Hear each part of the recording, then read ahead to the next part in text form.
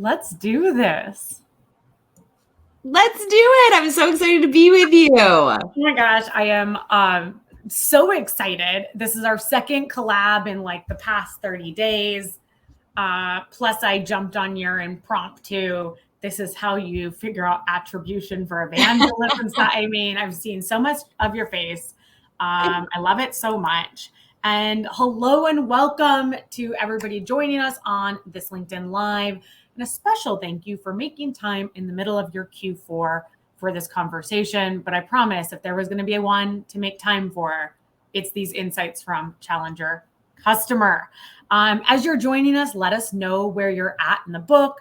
Maybe you finished it. Maybe it was a reread. Maybe you ordered it with the best intentions, but haven't quite cracked it open yet. I get it. But let us know where you are at. And if you haven't read it, no worries. There's still going to be tons of nuggets. I'm just speaking on Jen's behalf. Tons of nuggets that she is going to drop during this session that you will benefit from. I also dropped a link in the comments. This is the last session for 2022 Business Book Club, going out on a real high note. One of my favorite creators, one of my favorite books. But we will be back on January 10th with Chris Voss's Never Split the Difference. So make sure that you sign up and get notified for 2023. It's going to be, I think it's going to be pretty exciting. So let's dive in. Hello, I am Leslie Vanetz, the founder of B2B sales consulting company Sales Team Builder. I am joined by Jen Allen, the chief evangelist for Challenger. You hero. Tell the folks a bit about yourself. And just in case they aren't already following you, tell them where they can find you as well. Yeah, so it's great to be here. It's great to be here with you. I know you are a big proponent of the second Challenger book, not as much the first, which you are not alone. A lot of people feel that way. But I am Jen Allen. I've been with this business, with the Challenger team for 18 years. 17 of those I spent as an individual contributor, frontline seller. I am someone that will never refer to myself as a sales expert. I just think there's so much for us to learn. I'm someone who loves learning. And so Challenger Customer really shaped and defined the way that I sold. I learned a lot of things I was getting wrong. And it's why I'm really excited to be here with you today to admit that stuff and talk about it and figure out how we can all learn moving forward. Yes. And I saw today that you actually had a post on LinkedIn that was sort of a seller v, Challenger sale v customer post. And there's some interesting comments. I think some of them we're going to dig into in the form of questions, but I feel like that is a good place to kick off. Why do you think Challenger sale gets so much more recognition than Challenger customer? And I like both of them, but I love customer. Listen, I think Challenger sale was just massively polarizing, right? And Challenger sale was about the seller.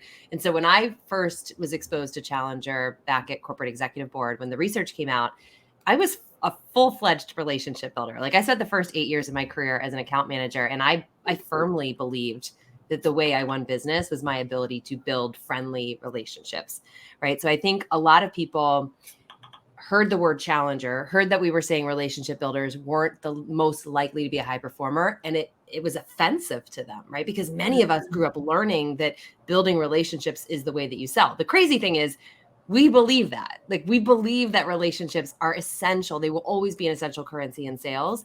It's just how we build those relationship matters. So I think Challenger was just extremely polarizing. Challenger customer came out, 2 or 3 years after it. And I just don't think we made as big of a bang release with it.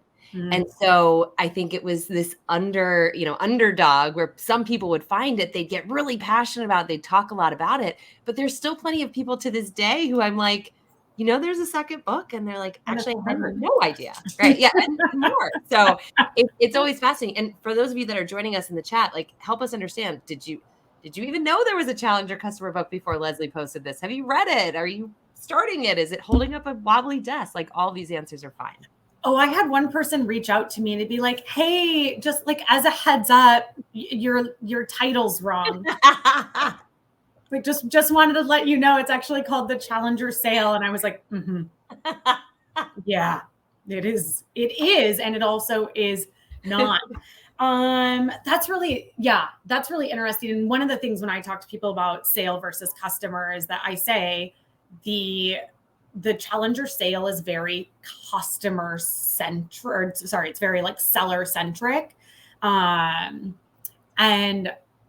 sometimes I don't know, tell me if you feel this as well, but sometimes I feel like people are like, yeah, I'm a challenger seller. I do the challenger mantra. And then I'm like, tell me more about like the book and what you liked about the book. And they're like, well, I didn't read it, but I challenge my customers.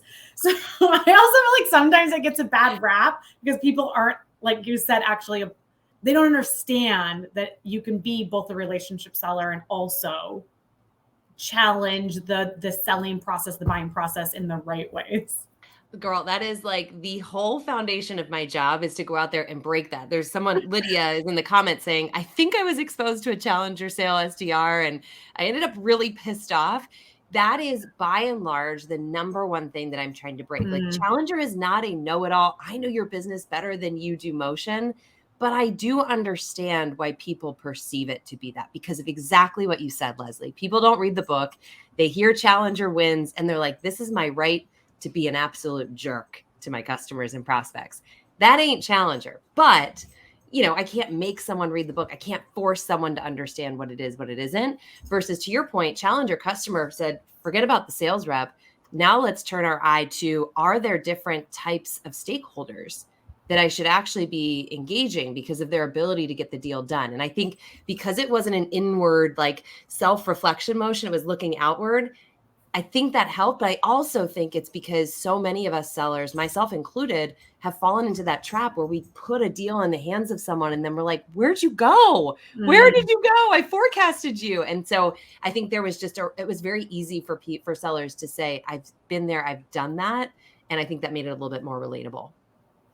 Okay, let's dig in a little deeper because the book is, I think that Challenger customers is full of surprises. And I'm also realizing that as we chat, maybe part of the reason it didn't make as big of a bang is because it was talking about buyer-centric selling or customer-centric selling before it was a buzzword. Very good point. So maybe, I don't know. I'm throwing it out there. But when I read it, it kind of smacked me upside the head like multiple times as I was reading it. And one of the very first statements, like a page 1 statement, is there's strong evidence that today's customers are less willing than ever before to actually pay for value, even when they perceive it, even when they see it. What's that all about? Yeah, I mean, I know you've had a really long career in sales as well. And I know for myself, there was always this belief system that if I could sit there and say, we'll give you a 15-time ROI, right? And we'll make all of these metrics green and we'll make all this stuff better, that the belief would be that the customer would say, well, when do I start, right? And many of us, frankly, grew up in sales learning that that was the way to win, right? But I think when we reflect on our own behavior as humans, and again, I'll own up to this, we make stupid decisions all day long, right? I'll look at, this is an example I talk about a lot. Last year, things got busy. COVID was still a thing. Not that it's not, but like COVID was really popular. So when we had to go to the gym, you had to wear a mask. And so between work being busy and having to work out in a mask, which I already struggled to be on the treadmill, I was like, you know what? I'm not going to keep setting my alarm for 6 in the morning. Like, I'm just not going to go. And I had no intention to make it like a very long hiatus from the gym, but every day I kept waking up and I was like, I'm not dead. I'm fine. Maybe my pants don't fit as much as I'd like. Maybe I'm a little bit more excited than I'd like. But at the same time, I'm reading all of these reputable studies when COVID was really a big problem that were saying it's so important right now to work out. And they were reputable, like, very well-known institutions saying it. But I'm looking at it. I'm acknowledging that I agree with it, and I'm still not changing my behavior. And the reality is we bring those same behaviors into the way that we buy. So if I had gone to the doctor during that time and the doctor said, Jen, you're going to have a heart attack if you don't go to the gym. all of a sudden now there's a cost to my behavior. So long way of saying it helped us understand that these very stupid decisions we make as humans, there aren't exceptions to that rule in buying. ROI is not the ticket to get customers to say, I want to buy. It is helpful at a certain point, but it doesn't necessarily mean that a customer will buy. Ooh, yeah. Something that I talk about a lot with my clients, and something I even have to, I find, bring myself back to basics on and challenge myself on, is framing things in terms of pain or cost of inaction instead of gain. But it's not or at least for me, it's not an intuitive way of thinking and communicating. So it's something I really have to like put the effort and intention behind framing outreach or framing my solutions in that way. That's it. And I think the other problem, Leslie, is when you look at the collateral we get, the training we get, the messages we hear, go to any freaking website and it's just like ROI, we help you do this better, we help you do this faster. And so when we are surrounded by that message, of course that's the path we're going to take as sellers, because that feels like the right thing to say. So I love the way you talk about it.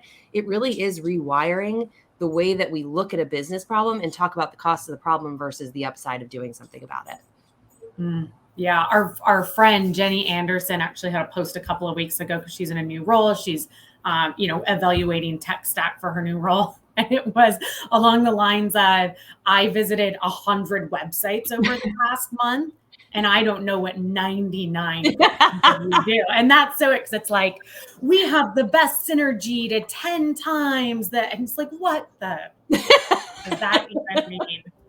That's so funny. Yeah, I don't feel like most salespeople still, even if they've read Challenger Sale, Challenger Customer, even if they follow the gurus on LinkedIn, really understand that their biggest competitor often isn't another company or another product. Like their biggest competitor is the status quo. It's getting people to understand the cost of inaction, and then it's getting organizations to buy effectively. There was a comment on your post today, and it's funny. Let me pop this slide up because it was somebody called out that this was like their favorite quote in the entire book, and I was like, oh. Yeah, that was one of the ones that like really slapped me in the face as well. So like, tell us, Jen, what does it mean for sellers that customers really have a hard time, that organizations really have a hard time buying? And like, maybe more specifically, what advice would you give our audience that can help them help their buyers buy more effectively here in Q4? So I agree with you. I love this quote. One of the things we've been tracking. So when the Challenger Customer book came out in 2015, the average number of customer stakeholders involved on the customer side was 5.4, right? That's already a lot. Yeah. If we think about the evolution of consensus, like in the early 2000s, when you and I first started selling, it was like, you could just go to the decision maker and they'd be like, okay, sure. If I see enough value, I sign. Right. Then the 09 crisis happened, and then people started adding more decision makers, more influencers to that buying group. So 2015, book came out, 5.4. That's what you'll read in the book. By 2020, that number jumped to 11.2. So now we think about a customer's inability to buy and inability to decide. Again, reflect it back to human behavior. If I'm going out to dinner with 10.2, I don't know what that 0.2 person looks like, but if I'm going on to dinner with 10.2 people, it is so hard to make a decision on where we go, because someone's a vegan, someone hates sushi, someone doesn't want to drive that far. So what do? We go back to the place we went to last time or the place we went to the time before, because we know that maybe I'm not super excited about it, but I know we all went there before and we all said yes. So let's just do that. Easier. Right? And that's exactly it. It's easier to stick with the devil we know, even if it's not really what we want. And so when you look at the skills required for sellers to be successful today, I mean, 2020 was when we tracked, it was 11.2. I think we can all agree the number is probably up from there. We just haven't studied it. So now as a seller, I've got to get all of these different people to agree on the problem, let alone the solution, let alone the supplier. I got to get them to say, is it new logo acquisition? Is it customer retention? Is it ARR? Like, what are we even solving for? And I think you and I probably, I mean, I for sure, I'm sure you have too, have sat on these calls where you, in 5 minutes, you're like, nobody on this call actually agrees with what we should be solving. So that's a whole new skill that we as sellers have to bring. I can't solve that by a demo or a value proposition. I have to solve that through being really, really savvy at facilitating that discussion and helping them arrive at their own, problem with my assistance. I love it. And I want to talk to you about that consensus-based sale, but I don't know if anybody has like the physical book, if everybody has video books now, but there's this graph on page 8 that highlights purchase intent versus the number of people that are part of the buying process. And it starts at 81% up here with one buyer involved, drops down to 55% when just a second buyer is involved, and then all the way down to 31% with 6 or more buyers. I mean, I consistently see 8+. It sounds like the data is saying 10.2. So, I mean, we are, the reality is that we are in a consensus-based sales environment. So how do star sellers win that consensus-based sale? Okay, so there's 2 big things. And this, again, I wish I could sit here and say like, oh, I knew to do these things. I didn't. I learned to do these things because Challenger Customer taught me to. So thing number 1 is, first and foremost, we have to identify, am I talking to the right person? Now, am I talking to the right person 15 years ago meant, am I talking to someone with a C in their title? That advice is actually still very, very common today. I'm sure you hear it. I hear it all the time. But just because someone has a C in their title does not mean that they will mobilize your deal forward. It is absolutely helpful to have the decision maker on your side and involved. Yeah. But I talk to plenty of companies who say, look, the decision maker, when they get outreach, they drop it down in the organization, right? And they're looking to see, does this person, does this problem, does this solution have widespread support from my team? And the reason they do that is because if something goes wrong, they don't want to be the guy or gal that has their neck on the line saying, well, it was Jane's decision to buy it, right? Jane wants to sit there and say, we all agreed. This was all of it. So it's a risk mitigation strategy. Or I'd imagine be the leader that's like, this is what you're going to use. Like, nobody wants to be that type of leader. No, it's icky. It's totally icky. So that part of it is that. So, right. So if I'm looking for the quote unquote right buyer, what Challenger Customer taught me is there's actually 7 different types of stakeholders. But it has nothing to do with role, tenure, seniority, which was, again, way different than what I had learned growing up in sales. Yeah. Essentially, what the Challenger Customer taught me is there's a set of stakeholders that we refer to as talkers. Now, I have lost so many deals to talkers because they show up like buddy, and they're like, let me open up, my jacket. I'll show you all the dirty laundry. And you think, oh man, this is such good insight. I'm learning so much. Clearly they want to work with me. If they're telling me this much, they'll take all of our calls. But then the second it is time for them to mobilize that consensus, all of a sudden canceled call. All of a sudden we got to kick it out a week, and that week becomes a month. Right. And I still, to this day, I will fall victim to it, look back and be like, oh, Jen, you knew better. So you've got talkers, right? Then you've got mobilizers, who are actually people at face value that may present as extremely skeptical. But they do that because they do not let everybody through the door. And so it really opened my eyes to, if I can win over a skeptic, not someone who's pro status quo, but someone who asks really hard questions in response to my insight, that tells me that they're not letting anybody through the door that they want. So if that person, let's call him Mark then goes back to the buying group and says, hey, I want to bring in Jen. They're all like, you never bring in people. So if they pass your vet, clearly there's something there. And so a skeptic, right, at face value may not seem like someone that would be pro our solution. They're just asking hard questions because they're going to make sure if they put their political capital on the line, you don't do them dirty. So the whole notion of mobilizing versus talkers and then blockers who are just pro status quo and how to navigate that really helped me understand why there would be times where I would feel like, hey, I'm saying the right message, I'm sizing the cost of an action, and my deal's dying. Why is that? Oof, it's so true. And I feel like some salespeople out there like just have a knack for finding talkers. Yeah. Nice people talking to nice people, getting nothing done.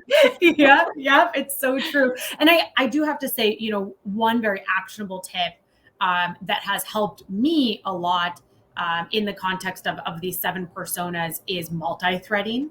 Because it's giving you that greater access to still be in front of the C-suite if that's important to your sale, but also be in front of those direct reports to the C-suite or the other influencers so that you have a bigger map of the account, but you also have a much higher probability of identifying that mobilizer. And so something that because I feel like people are on the, like, kudos to Challenger. People are using the language, right? So we're now in sales conversations talking about finding the mobilizer. But, and tell me what you think about this. I feel like finding the mobilizer is maybe like 10% of the work. Like, I mean, conversations with mobilizers can be like downright terrifying for sales pros because, to your point, they might ask those harder questions. They might be more skeptical. And one of the statements, I think I have a slide because it's just like too funny. I mean, one of the statements that the book makes is, because once you've found a mobilizer, it requires being more than a good talking brochure. Like, you have to have that deep understanding of your customers' challenges. You have to be able to answer those tough questions and have a meaningful conversation. And I don't think that that's the standard. I think that's still the exception. But if folks are in their evening or late afternoon showing up to this conversation, I have to believe they're either on that path or they want to get on that path. So what is your advice to individuals looking to level up their ability to have those meaningful conversations with mobilizers? Such a good question. I completely agree with you, Leslie. 10% might even be generous, right? The worst thing you can actually do is find a mobilizer and then have the wrong conversation. So one of the underlying things that a lot of people miss is mobilizers are activated by insight. They are people that love great ideas. And the ideas are often not on the solution, but it's, hey, this is a problem we've been confronted by. We assumed it was a cost of doing business. I spoke to Leslie and she opened my eyes that I've actually been looking at this in a way that I didn't really size how big that problem was. That person hears that mobilizer hears that. And what they do is they run and they want to tell other people about it, right? Think of it like, to use like a really stupid example, but let's say one of my friends bought a hairbrush and she like loved it. We have the same type of hair and she could not wait to tell me about this hairbrush because she was like, I know it's going to solve this problem that you have. And I really want to show you what's different about it, right? So it's like we as humans are wired to share great ideas with one another. Yes. Mobilizers love that. So if you do not have insight on the customer's business problems that they're underappreciating, you actually may do more harm than good by having a conversation with a mobilizer and being like, here's our solution. Here's why it's better, faster. So the advice I would say is any company who sells a solution, I don't care what it is, if it's commoditized, if you're selling ball bearings, I don't care. Your product, your solution was built to solve a customer problem. You will always serve yourself better by deeply understanding the customer problem way more than deeply understanding the solution, my girl. And so what is it that you know about that problem that the customer doesn't? Now, don't go and say, I know this about the problem and you don't. That is that awful challenger, not challenger type idea that people get misled by. But how do you introduce that in the form of insight, right? How do you show up and say, look, I don't work for your company, but when I looked at what your company seems to be trying to achieve, it looks like it's this and this. Have you ever considered how this thing over here might be making that harder? I would love to compare it against your observations, right? I'm not coming in with a tone of telling I know more than you. I'm simply saying I'm giving your business more thought than my business. And that's the tone I want to set for that conversation. Yes. That's this quote, girl. I mean, okay. So first of all, yes, like snaps, yes to all of that. Particularly when I'm working with newer reps, like one of the things I come back to again and again is it's not about like what you're selling. It is about the solution, the challenge that they have that you're able to solve for. So I loved everything you just said. I also love this quote. So we're both creators, right? Like you have to be a creator. That's part of your gig as an evangelist. I just do it because I guess I have a sickness. I don't know. I don't know. I call it a challenge. But I read this book at the beginning of my creator journey, and I would say, Jen, as much as it changed some of my conceptions about how to make meaningful connections with my buyers, how to be a more buyer-centric seller, it also really changed the way I was creating content, and it really changed the way I was writing copy in terms of my cold outreach. And there's a great graph, another graph. This one's on page 65. So if anybody has the book, like make sure that you check it out on page 65. But the gist is accepted, like what most people share, and you've seen this in cold outreach, you've seen this on LinkedIn, like what most people share is accepted information, and it's credible, and it may even be relevant, but it's kind of boring. It's just like, okay, like sure, like 90% of CIOs care about IT. And it's like, oh, okay, cool. Like that's not like, what a shocking revelation. And then there's some additional thresholds to like newsworthy, which catches the eye, followed by thought leadership. Thought leadership is additive, and it provides those new perspectives or new data. And to your point, it teaches. So it doesn't challenge in like a rude, egotistical way. It teaches. And I think, I mean, I'm going to say this like 17 times during our conversation. Like that was my favorite part of the book. But this is, I mean, like this distilled so much of like, I think what I was struggling with, like the frame, like it broke my frame is maybe a better way of putting it. And I wasn't creating content or writing emails that made people think like, damn, maybe I've been doing this wrong, or wow, maybe I should consider something else. So that wasn't really a question, but thoughts on this? That's a question. I'm with you. Like, I think largely if you look at my, and I'll just use your example too. If you look at my journey of posting content and creating content, in the beginning, I was just posting thought leadership. I'm like 65% of what, and people are like, okay, keep going on about my day.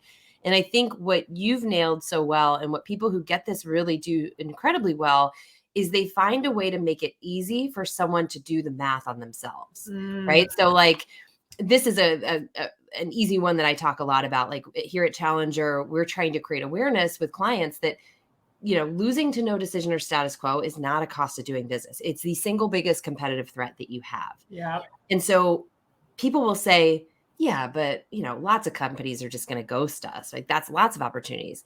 And so my job is to help a client understand, take 38%, which is the research we found, but I've heard upwards of 60% from research. I've heard upwards of 80% anecdotally from talking to clients of opportunities that are lost to status quo, and tell me, how the hell are you going to hit your target if you just keep accepting that losing to status quo is fine?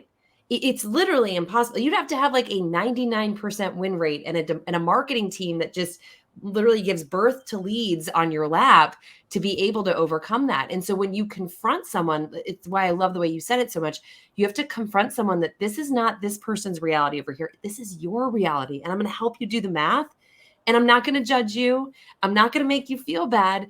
I am here to help you, because if I can get you to recognize that problem and then bring a great idea back to your boss, to your peers, that's actually a hero moment, right? And I'm going to give you all the credit. I'm not going to say it's Jen, it's Challenger.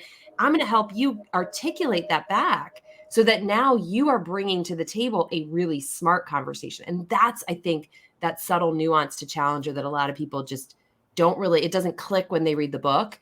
We probably could have done a better job, frankly, of making that more explicit in the book. But I think that's really it hit for me. It hit all the way home for me. I mean, like it genuinely, that like, you know, couple of paragraphs changed the way I communicate with customers. It changed the way I write copy, which is literally like one of the things I sell that I'm exceptional at now a few years later. And like, that was the starting point that it broke the frame. It changed the way I write I create my TikTok or create my LinkedIn. And, I think a piece of it also was like the validation to say it is not fun or helpful to go out and just say things that everybody knows. And yes, the impressions and the likes and the comments on LinkedIn might send a different message because that is the content that blows up. But like, that's not the content I'm here to create. And if you want to be a company or a rep that catches the attention of your best prospects, like you don't want the clickable content. You want the content that makes people stop in their tracks and have that kind of aha moment. That's exactly it, right? Like, I don't get paid, and I don't think many people get paid for likes and comments. I get paid for that person showing up in my DM saying, shit, you really made me feel uncomfortable, and I want to figure out, am I off in my assumptions of how good or not good we are at this? Like, it's that moment of discomfort. Mm-hmm. That's the thing. When we go back to that example, right? Me going to the doctor, if the doctor said you're at risk for a heart attack, that's a moment of discomfort. That discomfort begets change. Comfort, which is status quo, no decision, right? Begets nothing. Nobody gets paid for that. And so it's like we have to intentionally seek it. We have to be comfortable making that uncomfortable moment, knowing that we're not going to leave that person high and dry. Like, we don't want to teach into the ocean. But I think it's a really good point and something that you're right. Like, I could sit here and post all day that, like, hey, hard work is the way to win, and people might like it and repost it, but it's not helping anybody, right? Well, first you'd have to post it on Twitter and then take a Twitter screenshot and then repost it on LinkedIn. And then Jen, you really exactly beyond something. And so something I say all the time is, because I talk a lot about people pushing gently against their boundaries. And I think that is something I see the best sales reps, those consistent top performers, do over and over again. But when I think about challenger, like sort of what I'll say right after that is, push against your boundaries. It should be uncomfortable, but it should never feel icky. And I feel like that applies to challenger as well. Like we shouldn't feel icky and feel like we're being rude and mean and picking on our customers. But it might feel a little bit uncomfortable to call you up and be like, hey, I'm thinking of this in a totally different way than you're thinking about this. Let me share why. Let me see if this is, a piece of not insight, but thought leadership that would allow you to be the hero of the story inside your own organization. 1,000,000%. And if you could just put that on repeat and blare it out into the universe, that would be amazing. So I don't have to tell people this much. But here's so there's so one of the other things the Challenger customer did is it got way more into the marketing side of things. And there's a framework that they talked about, which is Spark, Introduce, Confront, right? So Spark is that little tidbit that makes someone sit back and say, I'm skeptical, right? Like, I don't look at the world this way. I'm skeptical. Introduce is where we're then saying, let me introduce that in greater detail. I'm not going to give you a 40-page white paper off the bat because you ain't going to read it. I got to spark your interest first, and then I can go deeper. And then Confront is saying, now I'm going to help you do the math on your approach, right? So when people say, Challenger's just for sales, or marketing can't come up with insights, all of this stuff, that to me is an excuse. Like, it more often than not is marketing comes from a belief system that the reason people buy is because we have a better product, because they've been told to believe that, right? No hate on marketing, but this is where when sales and marketing really align, which is what Challenger Customer largely was about, you have the opportunity to make it so that marketing is priming the pump for the type of insight-led conversations you want sales to be having. But if marketing is only creating content that's like, we're the number one, or here's where we sit on the magic quadrant, it's really hard for me as a seller to then go into that conversation and then try to back them up away from the solution. So I think that's another big thing that the customer did that the Challenger sale didn't. The book I did like either last month or the month before was Jill Conrath's Snap Spin. Yep. Snap. And she had a chart in the middle of the book-ish that was like words you just need to remove because they don't mean anything. And it was just like a list of every marketing word ever, like best of breed, top of the, and I was like, oh my gosh, there were a couple in there that were I felt a little called out. But that whole book was great. People should definitely give it a read as well. Okay, but let's talk about that like sales, marketing, getting on the same page and the impact of it, because there are 2 case studies in this book. They're in chapter 4, folks. One from Dentsply and one from Xerox. And these were also like game changers, frame changers. I think like I always have more of a natural tendency towards buyer-centric selling because I'm a curious person. I like to help. And I'll just call a spade a spade. I'm not a big relationship builder. I'm like net new logo till I die. Like, thank you, customer success. You do the damn thing. I'm gonna be over here getting new people. So I'm a buyer-centric seller. I'm curious. I'm helpful, but like I don't want to. That's just not what I get off on professionally. Yeah. But these 2 case studies were absolutely exceptional. Maybe I'll give us a little summary, or maybe like which one was your favorite, or a couple ideas about how we can use these examples to truly get inside of our customers' minds. Yes. So I love that you label it as buyer-centric selling, because I'll pick Xerox. Xerox for me is when Challenger really started to click, because I need to hear the story. Like I can look at the theory, I can look at the skills, but I'm like, what does it sound like?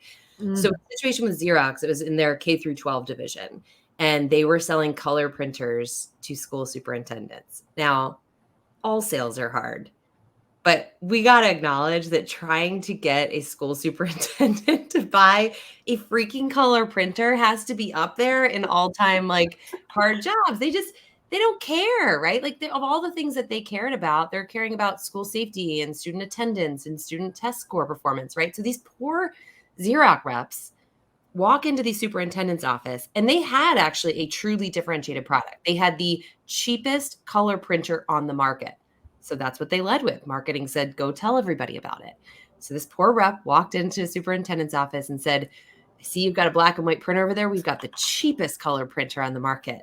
And it's this, and it'll get, it fits within the space that you have. And, how many do you want? And the superintendents would just look at them and say, I don't want any. In fact, this was a giant waste of my time. I have no money in my budget to buy a color printer. I'm going to use this thing until it's dead, until it's like crying, right? And so the sellers come back, and this is where I think a lot of people can relate to the story. They come back and they're like, yo, no one's buying this. So I'm not going to push it, because now I just wasted 30 minutes of my time. I could have been selling something else. Right. Yeah. Like it doesn't matter that it's cheapest. It doesn't matter that it's best. It doesn't matter. They don't care. This is status quo, right? My stupid black and white printer is good enough. It's fine. So what Xerox had to do is they said, we can't shelve this product. We spent millions into developing it. So we have to change the way we talk about it. So this is where sales, marketing, product came together. And they said, how do we talk about printing in a way that superintendents will care? So what they did is they had to actually put the printer aside. And they had to sit there and say, if I were to talk to a superintendent and I said, what is this wheel of things you care about? What comes up on that wheel? And we said it before. It's like school safety. It's student attendance. It's making sure my teachers are showing up to class. It's student test score performance, right? Then we start working back and saying, which one of these things can we potentially impact? So Xerox landed on student test score performance. Now, this is an interesting one. And I didn't know this because I knew nothing about K through 12. But this is student test score performance is how public school systems get funding, right? So the better you do, the more money you get. So what Xerox was able to do is to show that student engagement in the classroom leads to higher student test score performance. What leads to higher engagement in the classroom is me as a student not looking at black and white copy when I'm home looking at my iPad and my Nintendo whatever and all these high quality graphics. They were able to show that students actually check out in the classroom when they see it. So now instead of going in and talking about color printers, they went in and said, we want to talk to you about underappreciated ways to drive student engagement in the classroom that increase likelihood of higher test score performance, right? And marketing's over here creating content that has no printers on it, no Xerox branding, and they're sending it to school superintendents who are eager to learn about increasing student engagement in the classroom. And so this is what we're talking about when we were saying before, marketing priming the pump for the type of seller conversation we want to have. If sellers just had that conversation and marketing was on a totally different page talking about the speed of printing, they wouldn't have seen the success they did. But when you look at marketing and sales, they're both using the same insight. And as a result, they're able to drive demand that was, I think it increased sales by 12%, which you might sit there and say, like, that's not that much. But in that category, in that type of customer, that would Millions. never seen that before. Yeah. So that's what you get when you just simply take an aligned view of using insight to teach your customers. Oh, I'm obsessed with that story. The Dentsply one is, I mean, I think it's equally powerful, like going and selling some new sexy tool. And then at the end of the day, it absolutely had nothing to do with the tool or even the ergonomic buzzword. It was, do you want to reduce your dental tech call-offs and the cost associated with that? And that's what got them to do the deal. Like if you have been sitting on the book and you've been telling yourself you're going to pick it up, but you haven't, like maybe just go. I think it's like chapter 4, or maybe it's later, but go to those case studies and just read those case studies, because you will be so blown away.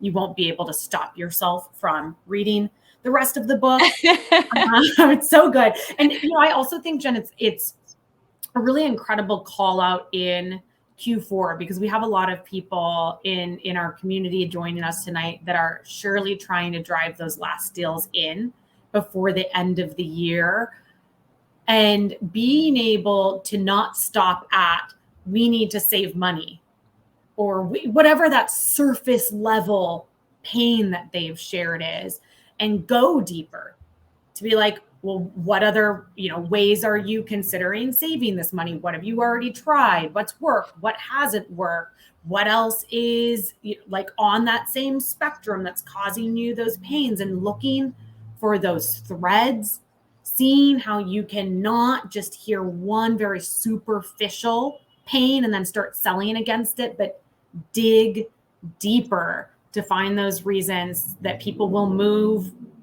I mean, at all, but especially like in the context of Q4, ways that we can get them to make a decision now instead of later. Ugh, such good stories. That is it. I mean, I think when I was exposed to this idea at Challenger, it was called reframe potential, which is, instead of looking at these like surface level demographic aspects of your customer, like I used to look at, do I recognize the logo and how many sellers do they have and how much revenue? And I'd be like, all right, these are my A targets.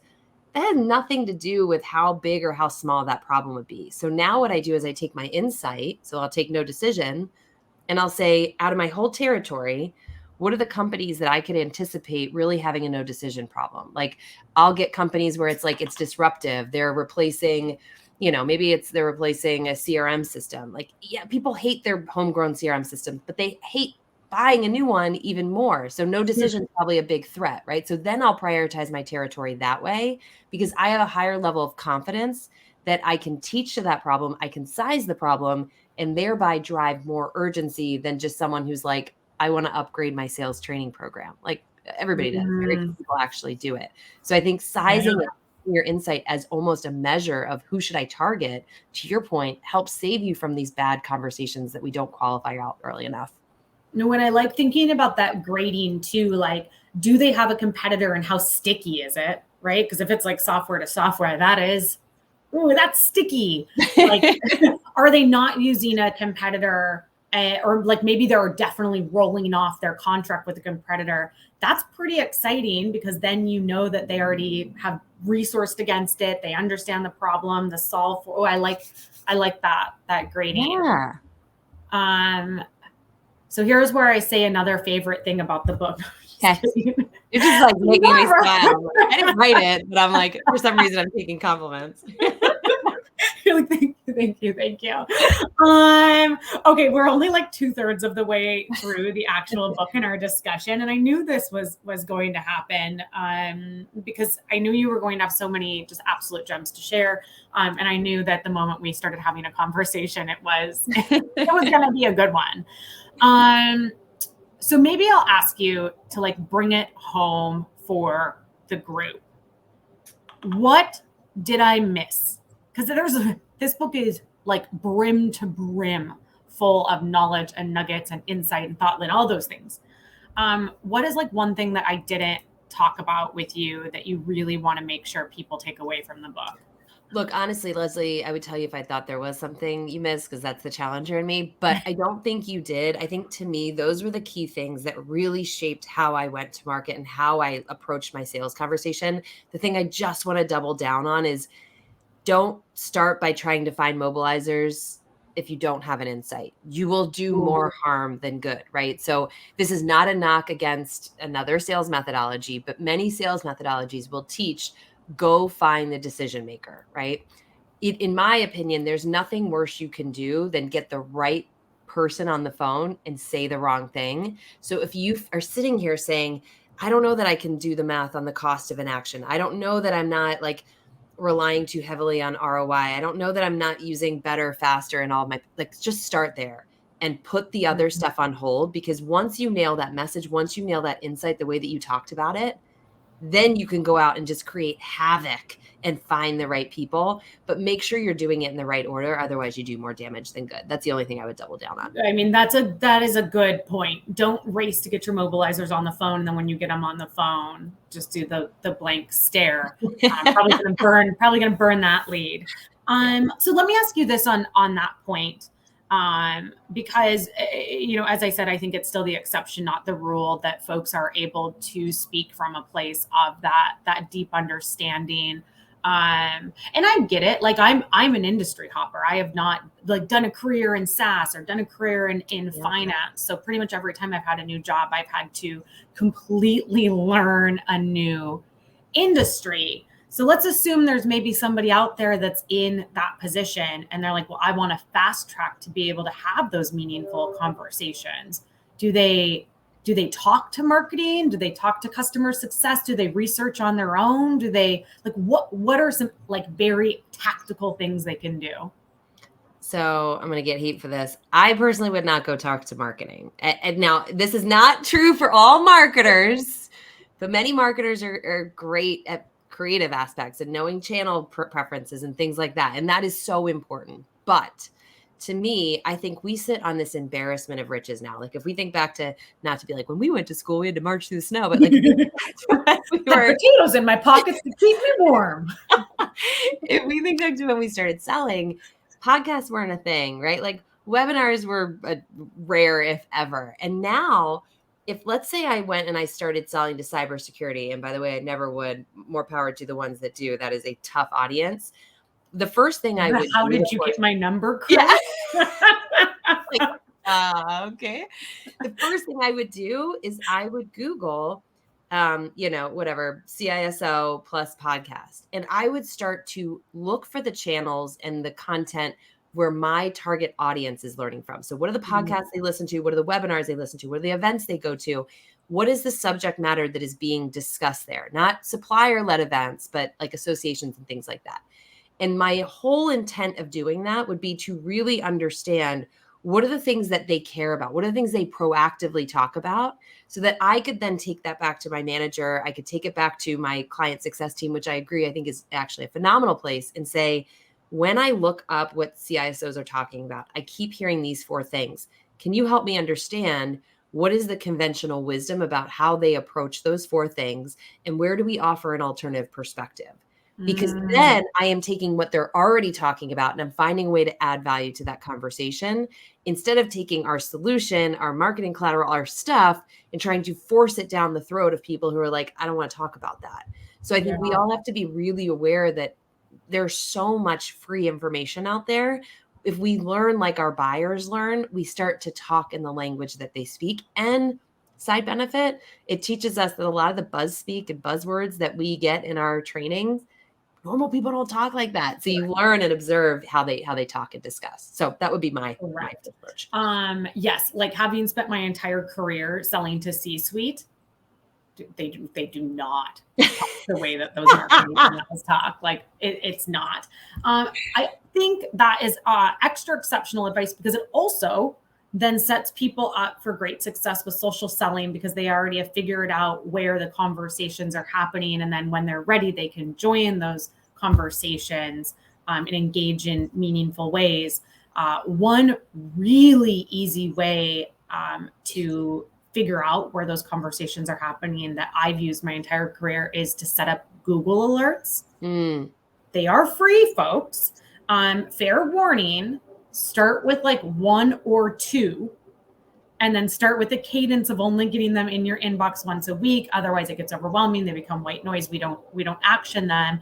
But it could be that exact search term that you said, like topic that we think our solution solves for, and then the title that you're maybe going after, and it will push you news, blogs, webinars, whatever. So if you're not using Google Alert, set up a Google Alert tonight.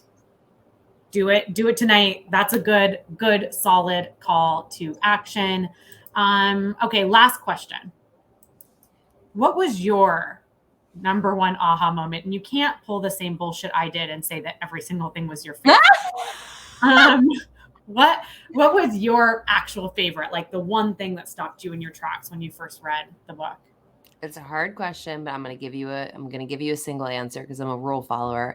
I think for me, it had to be understanding that talkers are like key to losing a deal. Yeah. And I think it goes back to, again, my natural disposition was one of relationship builder because I grew up in account management, and I was taught very early on, people love an account manager who's always accessible and really friendly and really nice. And so I looked for people who behaved that way on the customer side.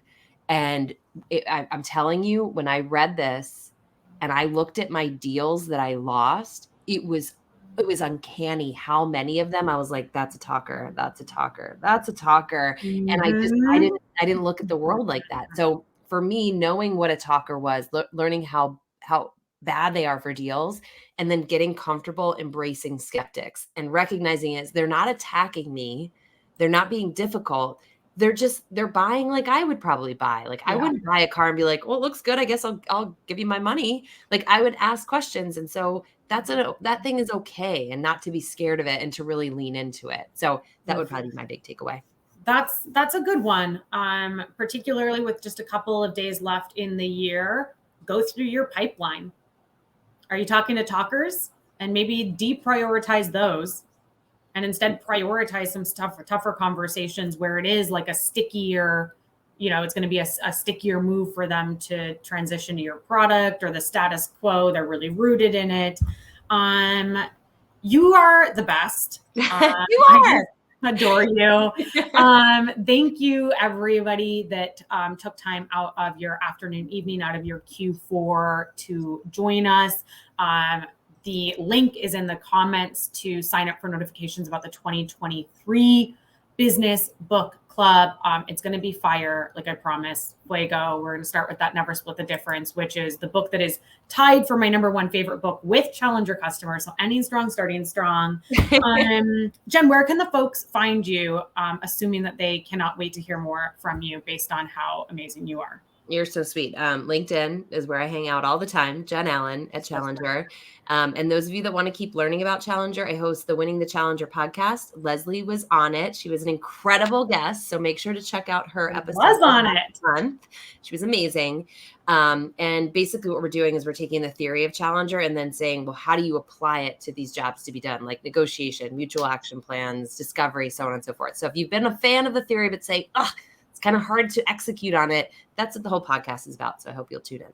Yes, I love it so much. Thank you again to everybody. Thank you, Jen. We'll do this again soon. Yes. Night, team.